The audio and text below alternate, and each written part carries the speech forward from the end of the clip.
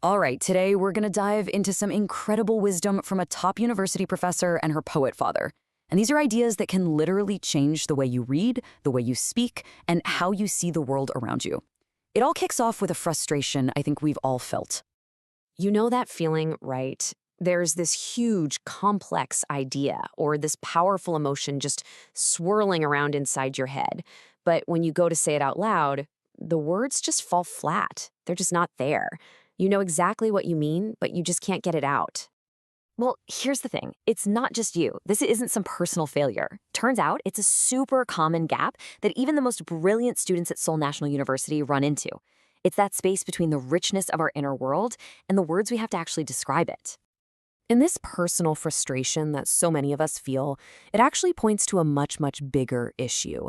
Experts are seeing this trend, this decline, not just in how much people read, but in the kind of deep understanding and vocabulary we need to make sense of our world. Okay, to make this really hit home, let's look at a real-world example. Students were given a vocabulary quiz, and on it was this Korean phrase, 일소해보치야. So just take a look at it. What's your gut reaction? What do you think it might mean? One of the characters in there means shoot, so maybe something to do with that. Just take a quick guess. So the most common guess, logically, was to shoot at someone. But the real meaning? It's to laugh something off, to just dismiss something with a chuckle. I mean, that one example shows the gap perfectly, right? A surface-level guess takes you in the completely wrong direction of the true, nuanced meaning. And this vocabulary gap leads to what you could call the awesome effect. You know how it is. In Korean, the go-to word is daebak. You see a beautiful sunset? Daebak. You hear a crazy story? Daebak. The food is amazing? Daebak. When we use one single word for everything, all our complex and specific feelings get totally flattened out, and our ability to express any kind of nuance just, poof, disappears. So that's the problem. How do we fix it? How do we start closing that gap? Well, according to Seoul National University professor Nam Min, the answer starts with something that sounds almost too simple: deep reading. Her main recommendation is a practice called 통권 읽기. And what it means is incredibly straightforward: reading a whole book. From page 1 all the way to the end. No shortcuts, no reading the summary online, no skimming someone else's highlights. Just you and the entire book. But this isn't about casual beach reading. She frames this as a form of discipline, like a mental workout. You have to push through the boring parts, the chapters that are kind of slow, the paragraphs that make your brain hurt. It's like going to the gym for your mind. You don't get stronger by just watching fitness influencers. You got to do the reps yourself. And she really hammers this point home because that feeling of accomplishment you get when you've wrestled with something hard and made it to the other side, that's what changes you.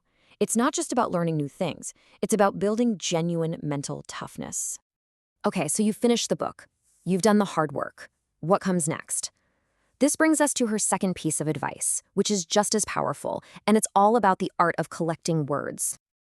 I absolutely love this metaphor. The idea isn't just to memorize vocabulary. It's to become a collector, to actively hunt for words that are beautiful or precise or powerful, and to add them to your own personal treasure chest.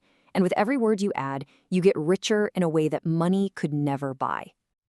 So you're probably wondering, okay, how do I actually become a word collector?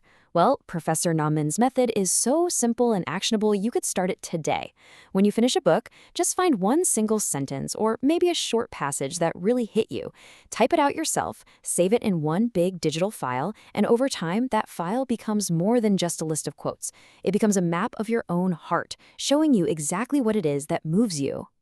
Now, all of this really practical advice, it's not coming from nowhere. It's rooted in something really personal, something much deeper. And understanding her story is key to understanding the real heart of this philosophy. You see, Professor Nam Min's father is Na Tae-ju, who is one of South Korea's most beloved and celebrated poets. So she grew up in a home that, while it might not have been wealthy in terms of money, was just overflowing with books and a deep, deep respect for the power of words. She tells this story about her father giving her a dictionary as a gift once, but she says she realized that the physical book itself, that wasn't the real present. The real gift was the lesson behind it, that words matter, that searching for the perfect word is a noble thing to do, and that language is literally the tool we use to build our reality. What's so fascinating is that her father, the poet, often felt this regret, like he'd only given his children the bare minimum. But his daughter's view is the complete opposite. She says, "My father blocked all the poverty for me. By filling their home with books and ideas, he built a world for her that was so rich, any lack of material things just didn't register." There's another story that really gets you. Her father wrote to her about this dream he'd always had of taking her to Switzerland, a promise he made when she was just a kid. But in the letter, he was lamenting that he was probably too old now and that dream would never happen. And her response is just absolutely breathtaking. She wrote back to him and said that the journey was never about a place like Switzerland. The journey was the life they had already shared, all their time together, right up until that very moment. And for her, that journey was more than enough. She used her command of language to transform a moment of regret into one of deep, profound gratitude. And this all brings us to the final, and maybe the most important lesson of all from her poet father. Someone once asked him what words he would want written on his tombstone, and he didn't give some grand statement about his life's work. Instead, he offered a simple, quiet message for his kids. The words he chose were, "I missed you, but let's wait a little longer." It sounds so simple, right? Almost casual. But packed inside that sentence is a whole universe of love and wisdom. Just think about that for a second. What is he really, truly saying with a message like that? It's not just about him missing them from the great beyond. What's the deeper instruction he's trying to leave for them? The true meaning is this incredible, selfless act of love. His message isn't, "Come visit my grave and think about me." It's the opposite. He's saying, don't waste your energy focusing on me, the one who is already gone. Turn all of that attention to your own life, to your today, because just like me, it is so precious and it is going to disappear.